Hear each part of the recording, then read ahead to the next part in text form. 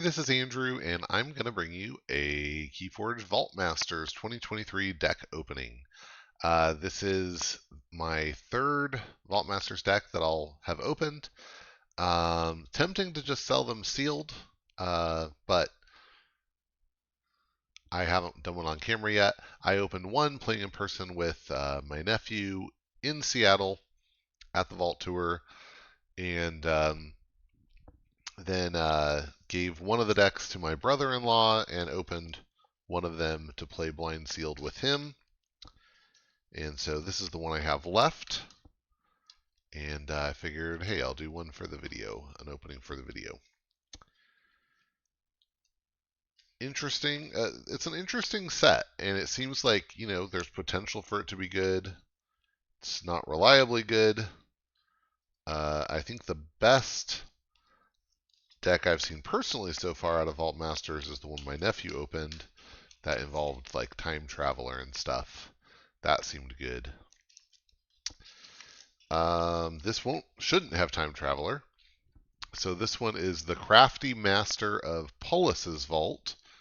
It's Dis, Saurian, and Star Alliance. And I actually don't even know enough about the card pool to make really accurate predictions here, but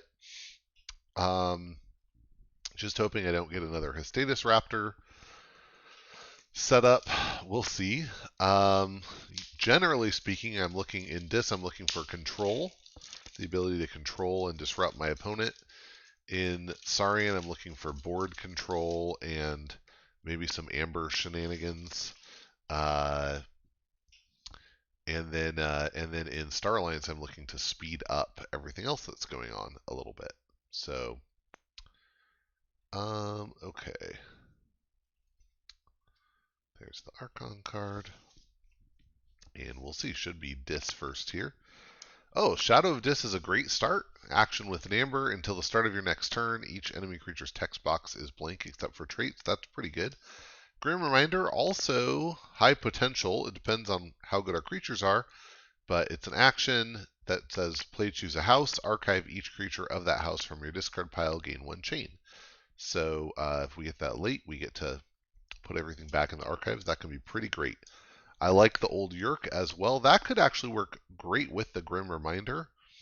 Discard 2 cards from your hand from a different house, then archive them for a chain. That's not bad. And I just think Yerks in general, really, really nice because you should be discarding the 2 worst cards from your hand and drawing better cards. And nice. Poltergeist, some artifact control, action with an Amber. Play, use an artifact controlled by any players. If it were yours, destroy that artifact. Yeah, that's a very nice effect. 3 Fates, nice board control. Action with an Amber, play, destroy the 3 most powerful creatures. All right. Oh, Buzzle, 3 power beasts with Skirmish. After you play it or it fights, you can purge one of its neighbors, and if you do, you ready it. That's very nice. We've got Charette, a 4-power demon with play capture 3. That's some Amber stall, Amber control. 2 Charettes. Great. Not going to complain about that. And then a Dust Imp as well. 2-power imp with destroyed gain 2. Yeah, that's nice. That's some old school Coda stuff. Love that. And those are not bad to get back with the Grim Reminder. Yeah, pretty cool. Ooh, a Mark of Dis. Great. Action with an Amber, play, deal 2 damage to a creature. If it's not destroyed, its controller must choose that creature's house as their active house on their next turn. That, along with the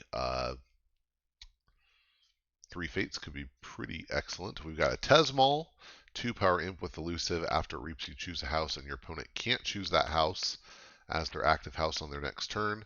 And then Unlocked Gateway, even more board control. Play, destroy each creature, but it has Omega, so after you play it, you end this step, which in most cases means, in almost every case, means it's time to ready your cards and draw up to 6 and pass. All right, that's not a bad dis. 4 pips, but some good creatures. Yeah, I think it's pretty interesting. Let's see what we get in Saurian. Ooh, Cincinnatus Rex, a 6-power dinosaur soldier with 4 armor. If there are no enemy creatures, you destroy it. After it fights, you may exalt it, and if you do, you ready each other friendly card. Some combo possibilities there for sure. We have Forum of Giants, an artifact with an amber. This one got enhanced with a capture. At the start of your turn, the player who controls the most powerful creature gains an amber. And hey, we have a 5, a 6, some creature control, so probably good chance to have that fire for us. Dark Centurion is a 5-power mutant soldier. It provided 2 capture enhancements, probably one of the ones we see here. And you can action it to move an amber from a creature to the common supply, and if you do, you ward that creature. That's interesting in combination with, well, certainly with the Cincinnatus Rex, but also with the Charrettes. Amber manipulation. Don't mind seeing that. We've got Orator Hisaro as well, a 3-powered dinosaur politician that has play, ready, and exalt each of its neighbors, and for the remainder of the turn they belong to House Saurian, and it also has deploy. That's interesting. You could do some interesting things with Buzzle there as well. Get a lot of Buzzle uses out of the Hisaro. Or use Tesmal with the Hisaro. That seems pretty good. We've got Regrettable Meteor, an action with an amber. When you play it, you destroy each dinosaur creature and each creature with power 6 or higher. Obviously, we have some dinos, although Dark Centurion, interestingly, is not a dino and is also not power 6. 6th Emperor Tyrannosaurus. Wow, okay. This could be great with the Cincinnatus Rex. When you play it, you move each amber from the most powerful creature to your pool, and you destroy that creature. It would make me very, very happy if we somehow have a golden spiral. But it's worth saying, you have an interesting combo here. If you have Tesmal on the board, you play Cincinnatus Rex next to it, and then you play Orator Hisaro between them. You reap with the Tesmal, push your opponent into a house, fight with the Cincinnatus Rex, and you can exalt it to ready all your friendly cards, but including the Tesmal, reap with the Tesmal, push them out of a second house, and now you've effectively control the weak to them out of Saurian, which is interesting. 6th Emperor Tyrannosaurus then on the Cincinnatus Rex could be very interesting. For that to work, your opponent has to have a board, but it's interesting. Anyway, all right, Stomp. Action with an amber. Play, deal 5 damage to a creature. If this damage destroys that creature, exalt a friendly creature. Great, and it works potentially very well with the 6th Emperor, so not sad to see that. Aquilia Lone Hero is a 6-power dinosaur soldier with 1 armor that has Omni. Capture 1 amber if there are more enemy creatures than friendly creatures. That also could set up an interesting 6th Emperor, so cool stuff going on. We've got Crushing Charge, an action that says play, destroy each creature with 1 power, or with power 4 or lower, gain a chain, and this got the other capture pip. Nice board control going on here. Some of it will hit us too, but it's still pretty good options. Can we still get Golden Spiral? Yeah, I think we could. Maybe not now. Okay, so we have Odoak the Patrician, who's a 5-power dinosaur politician. While Odoak has amber on it, your amber can't be stolen. And when you play it, you capture 1. Great. Love that steel. Hey, oh, we do have a Golden Spiral. The Golden Spiral. Okay. Wow. So I just have to say, it's possible here. It is possible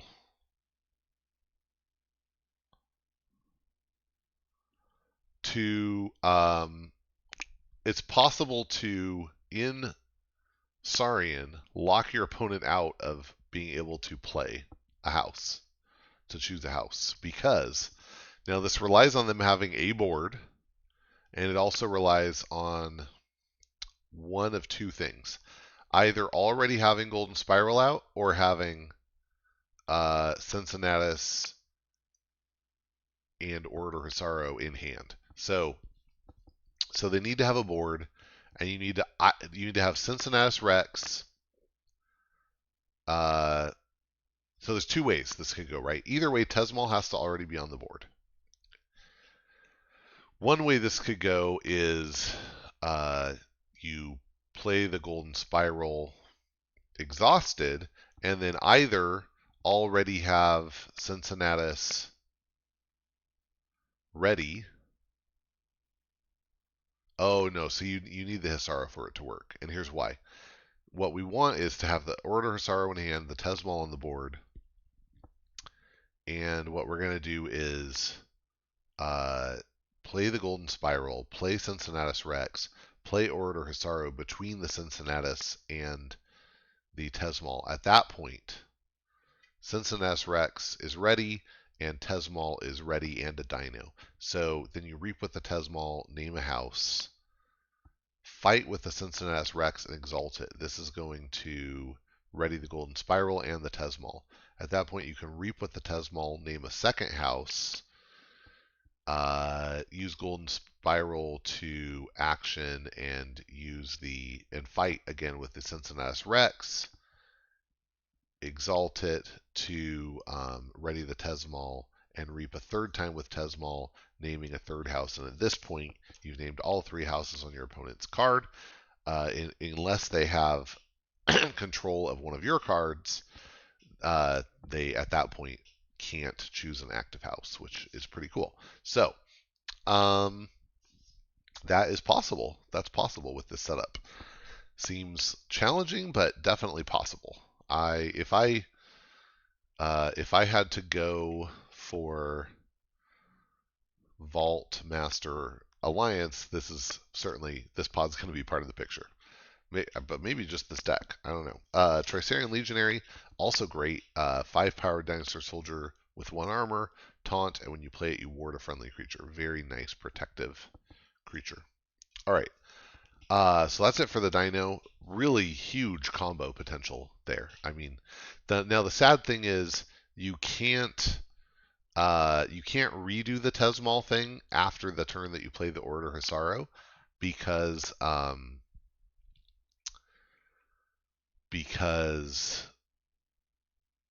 the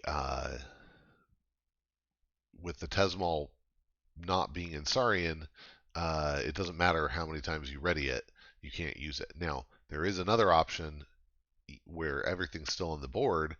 So if you pull that combo off, your next turn is like Golden Spiral, Reap with Tesmal, Cincinnatus Rex, fight. Do that as much as you want, but your last Golden Spiral hit you're going to use on the Tesmal to reap again.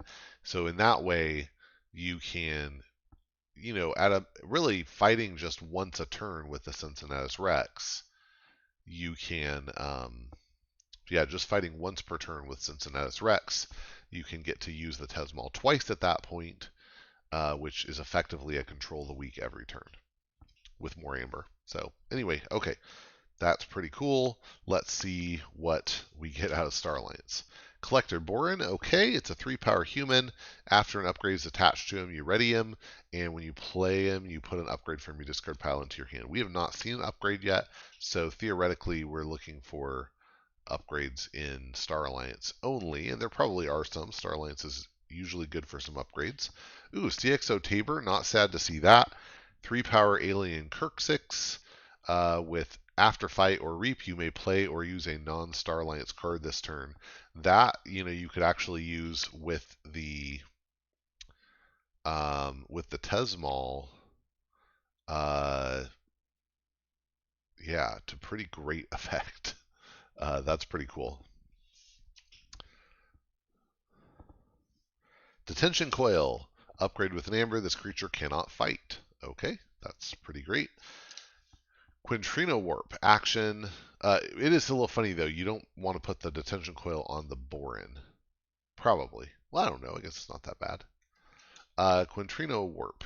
Play, choose a friendly creature and an enemy creature. Destroy those creatures, and each creature that shares a house with either of them gain a chain.